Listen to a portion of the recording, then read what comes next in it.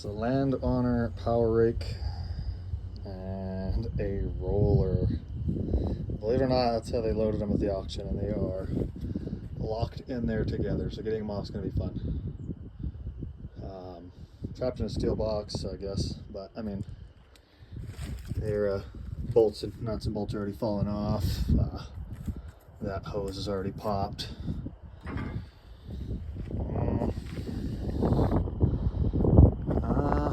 That's gonna be fun.